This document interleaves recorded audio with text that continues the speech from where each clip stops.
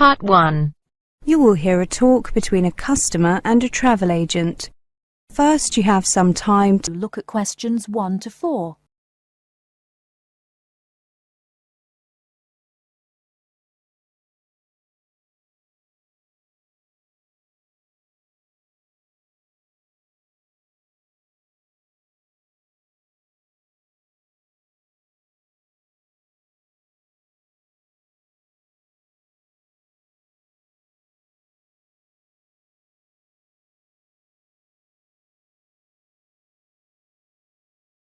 Now listen carefully and answer questions.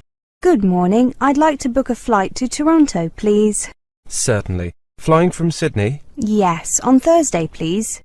Thursday the 16th, right? There are 3 flights that day. Do you prefer flying with any particular airline?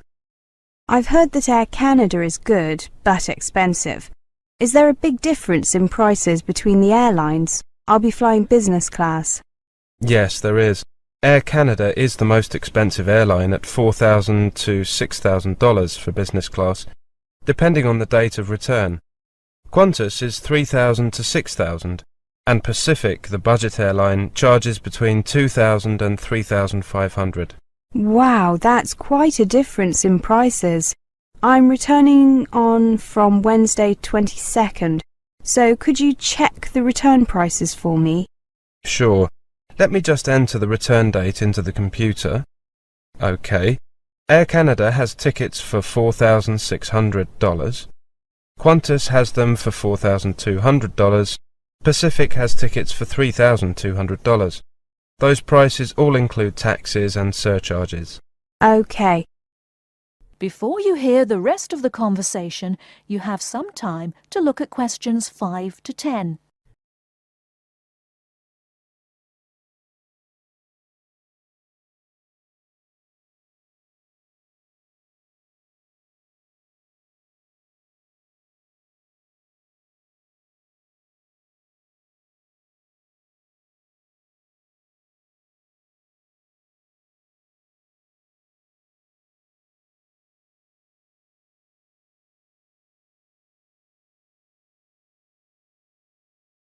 Before I make a decision, I would like to know the departure and arrival times in both directions.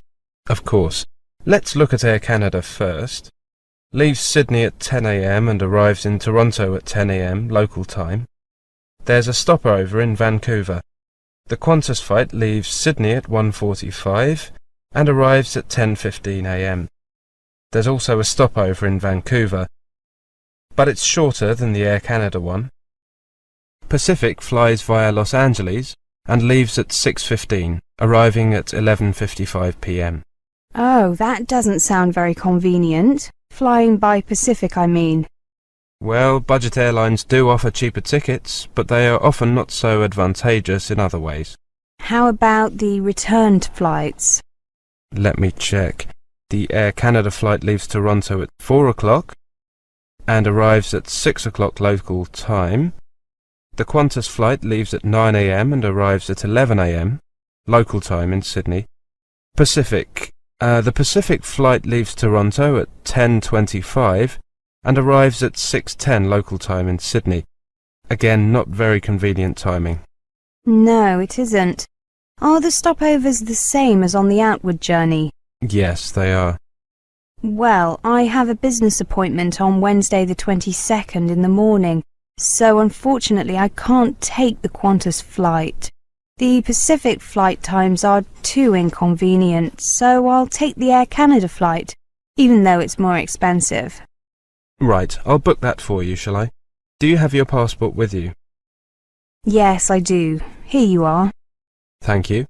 I'll just enter your details. OK. Could you just check this printout? Make sure that I've spelt your name correctly and have written your passport number correctly too. Will you be paying by credit card?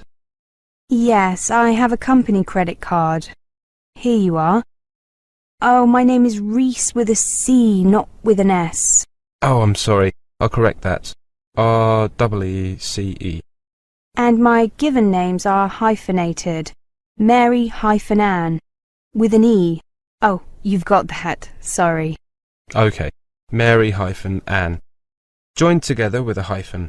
Is the passport number okay? Yes. Could you give me an official invoice, please? I need it for my company. Certainly. Shall I use the company name as it appears on the credit card, ABC Stocks? Yes. Okay, thank you. Could you sign here and here? Thank you. I'll just print out your ticket. Thank you. That is the end of part 1. You now have half a minute to check your answers.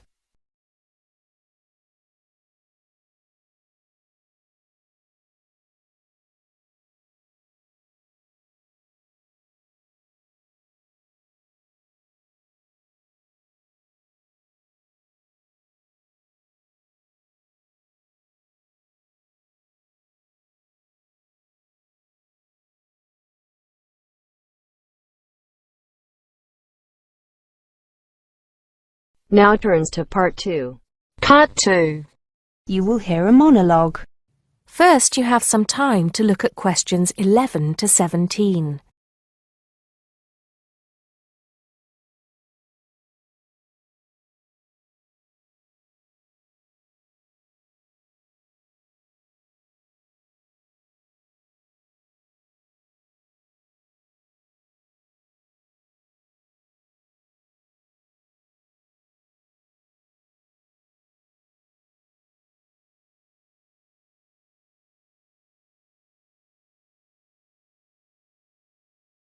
Good afternoon, everyone. I am here to give you a talk on tenancy agreements and other legalities.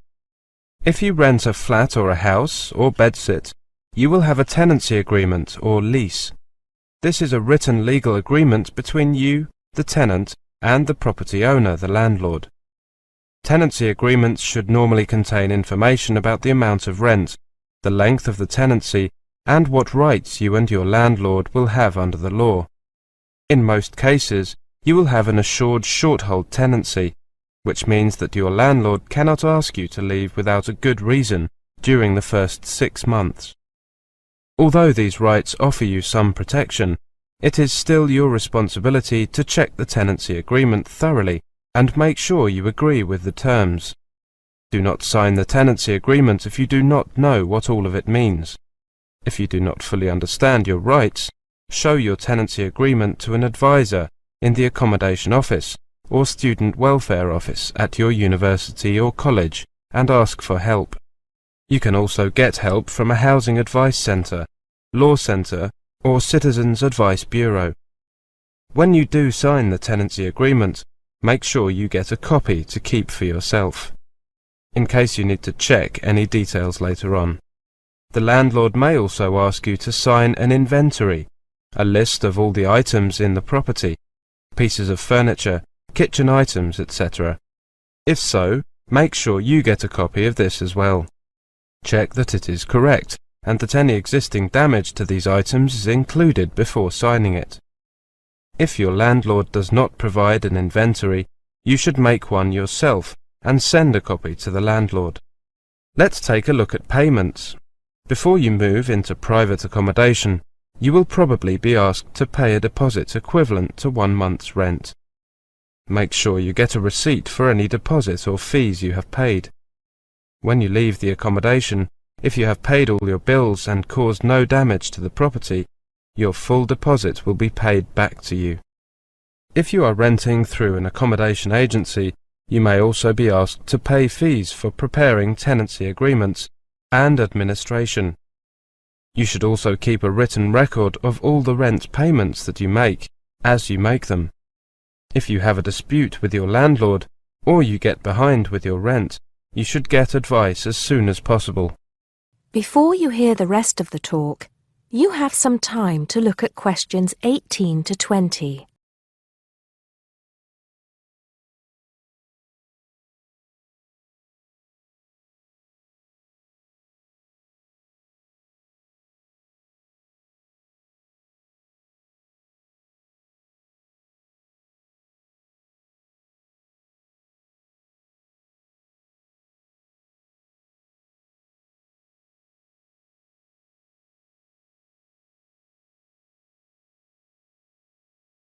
Remember that if you live in the same building as your landlord, or you have a room in a student or youth hostel, or university college accommodation, then this will affect how secure your tenancy will be. If you do not share any living space with the landlord or a member of their family, apart from means of access like an entrance hall or a staircase, or are a student living in halls of residence, or any other type of accommodation where an educational institution is the landlord, you will have basic protection from eviction. Your landlord will have to end your tenancy first, either by waiting for the end of the fixed term you agreed for the tenancy, or by giving you at least 4 weeks written notice in writing to quit, or through getting a court order. Before you have to leave. If you share living space, for example a kitchen, living room or bathroom, with your landlord or are in a student or youth hostel, you will be what is termed an excluded tenant, which means that you are outside the protection of the UK law which regulates tenancies and will not have security of tenure. All the landlord has to do to evict you is to give you notice, although they must give you a reasonable amount of time in which to leave. If you have problems with accommodation, contact the accommodation office or students' union at your university or college. If you need specialist or legal help, contact a law centre in your local Citizens Advice Bureau who will be able to tell you your rights as a tenant and the rights of your landlord. That is the end of part 2. You now have half a minute to check your answers.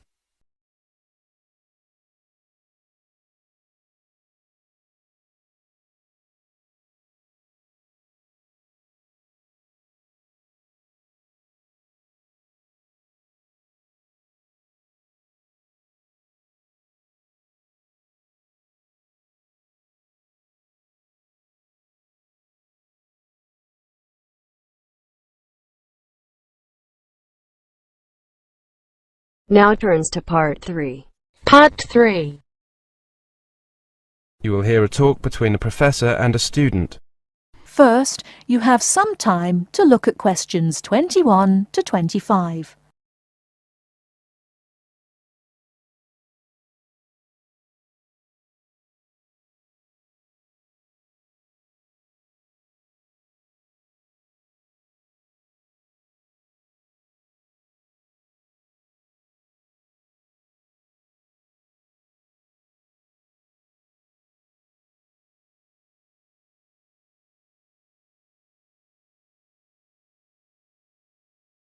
Good morning, Clara. Take a seat.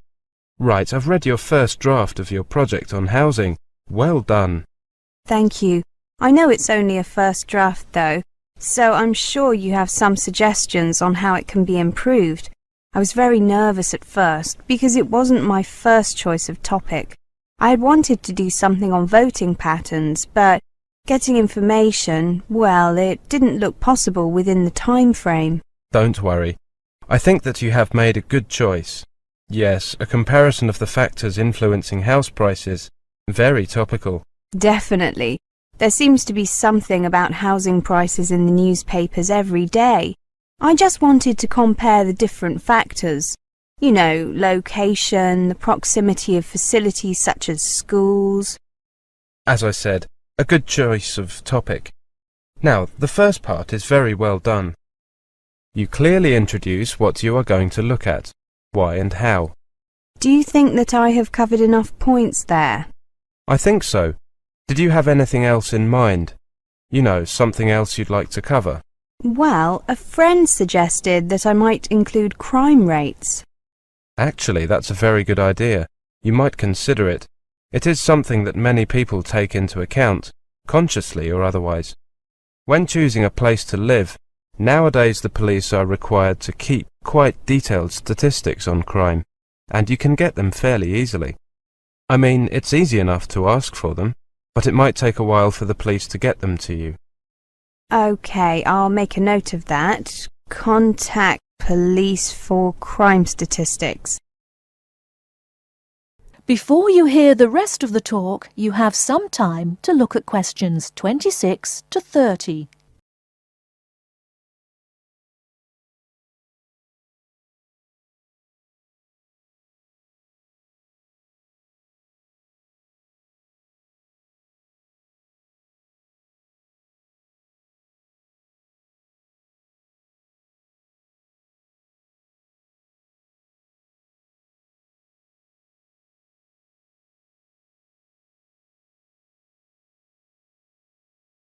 Now, I have to say that I found the middle part more difficult to get through. Oh, I thought I had done that rather well. Don't worry, it's not awful. It's just that, well, try to take a uniform approach. Use one for each criteria people use when choosing housing. That way you're comparing like with like rather than different things. I see. So I should stick with one as far as possible. Yes, that does seem logical. So I don't really need to get more data or write much more. Instead, I need to change. I've got it. It just makes it a lot easier to read. That's the main thing. Yes, of course. How about the conclusion? Based on the information you've provided, I think that you've done very well. You'll have to see if the new information you include changes your conclusion at all. It probably won't make a big difference, but you might see variations in some areas. Okay. Do you think that I used appropriate headings? And is the bibliography okay? I know that a lot of professors look long and hard at that, whilst most students think it's unimportant. Yes, professors find the bibliography very useful. It tells us where you are getting your information from and whether those sources are appropriate.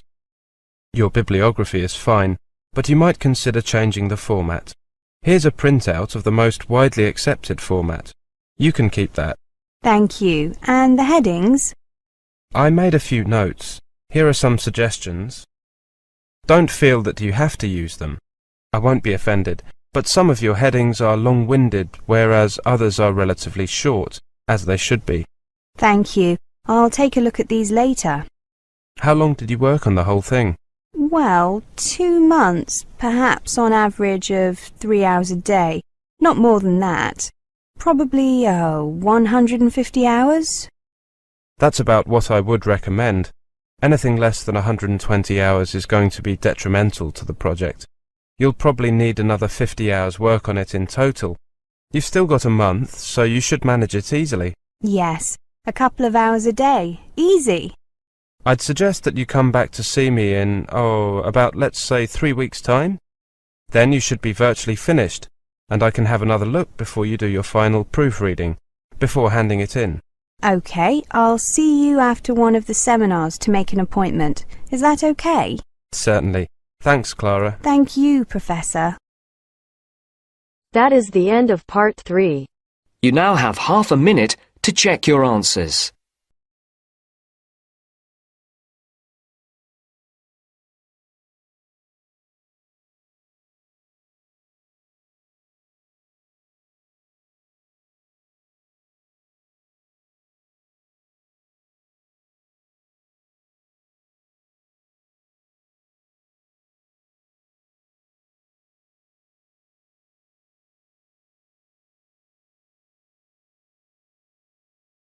Now turns to part 4. Part 4. You will hear a presentation on scholarship and funding. First, you have some time to look at questions 31 to 40.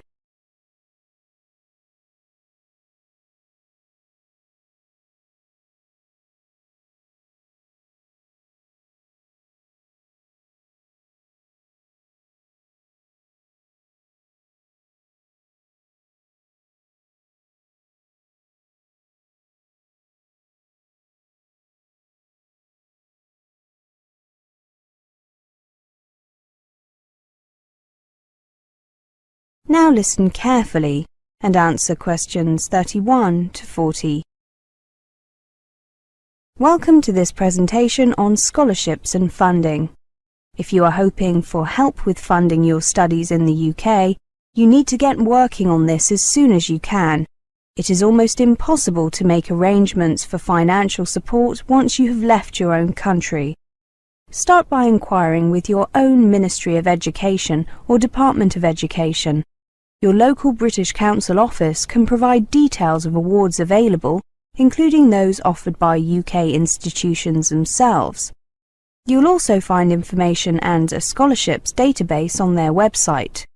The main scholarship schemes available for international students include British Education Scholarships, Commonwealth Scholarships, Foreign Office Scholarships, and Overseas Students' Research Awards. British education scholarships are prestigious awards, enabling talented international students to study in the UK at postgraduate level.